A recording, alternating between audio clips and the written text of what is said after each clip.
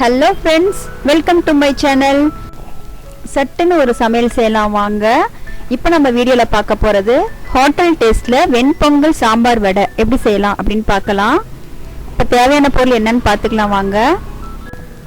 பொங்கல் அரிசி 1/2 கிலோ, பாசிப்பருப்பு 50 கிராம் சேர்த்து ஊற வச்சுக்கோங்க.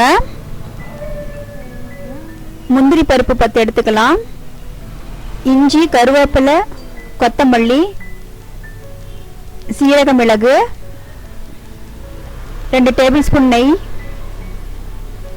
காஞ்ச மிளகாய் நான் எடுத்திருக்கேன், நீங்கள் பச்சை மிளகாய் சேர்த்துக்கலாம். அடுப்பு ஒரு மண் சட்டி வச்சுக்கோங்க. 2 டேபிள் ஸ்பூன் நெய் சேர்த்துக்கோங்க. 1/2 கப் எண்ணெய் சேர்த்துக்கோங்க. எண்ணெய் காஞ்சதும் சீரக மிளகு சேர்த்துக்கலாம். கருவேப்பிலை சேர்த்துக்கோங்க. கருவேப்பிலை பொடிஞ்சதும் காஞ்ச மிளகாய் சேர்த்துக்கோங்க. இப்போ நம்ம கட் பண்ணி வச்சிருக்க இஞ்சி சேர்த்துக்கலாம். முந்திரி பருப்பு சேர்த்துக்கலாம். நல்லா முந்திரி பருப்பு பொன்னிறமா வறுத்துக்கலாம். இப்போ நல்லா வணங்கிடுச்சு. இப்போ நம்ம தண்ணி ஒரு 4லேருந்து 5 கப் வரைக்கும் சேர்த்துக்கோங்க. அப்போதான் பொங்கல் நல்லா குழஞ்சி வரும். நான் மண் சட்டியில் செஞ்சுருக்கேன், நீங்கள் குக்கரில் சமைச்சிக்கலாம். தேவையான அளவு உப்பு சேர்த்துக்கோங்க.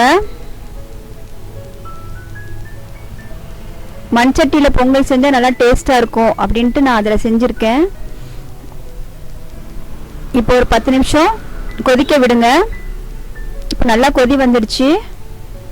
இப்போ நம்ம ஊற வச்சிருக்க அரிசி, பாசி பருப்பு இதில் சேர்த்துக்கலாம். இப்போ ஒரு 1/4 மணி நேரம் நல்லா வேக விடுங்க.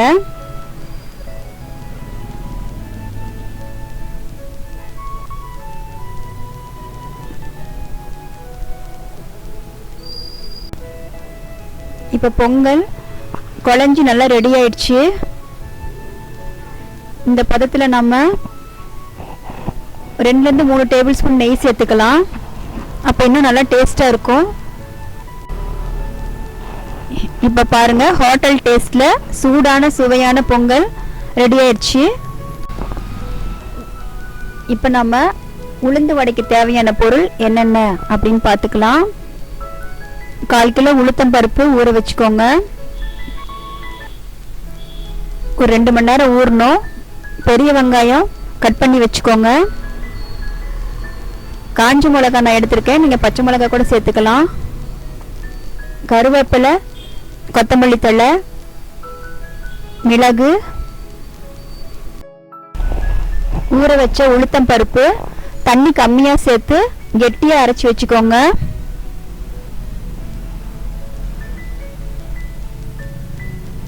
பாருங்க, இந்த மாதிரி கெட்டியாக அரைச்சி வச்சுக்கலாம். கருவேப்பிலை சேர்த்துக்கோங்க. காஞ்ச மிளகாய், மிளகு, பெரிய வெங்காயம் கட் பண்ணி வச்சது, கொத்தமல்லி தழை, தேவையான அளவு உப்பு சேர்த்துக்கோங்க. நல்லா மிக்ஸ் பண்ணி வச்சுக்கலாம்.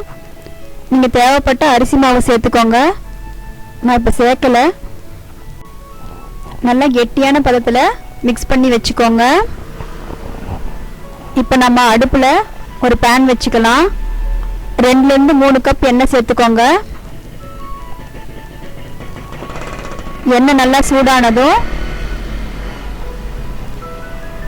வடையை தட்டி எடுத்துக்கலாம்.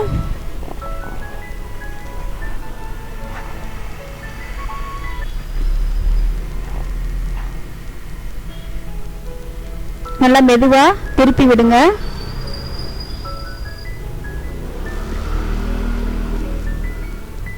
இப்போ பாருங்க, வடை நல்லா வெந்துருச்சு.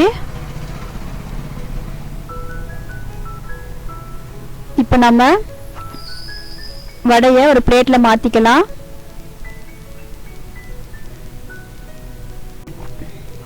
இப்போ நான் ஏற்கனவே சாம்பார் செஞ்சு வச்சுருக்கேன், அதில் நான் வடையை சேர்த்துக்க போகிறேன். நீங்களும் இந்த மாதிரி சாம்பார் செஞ்சு அதில் வடையை சேர்த்துக்கோங்க.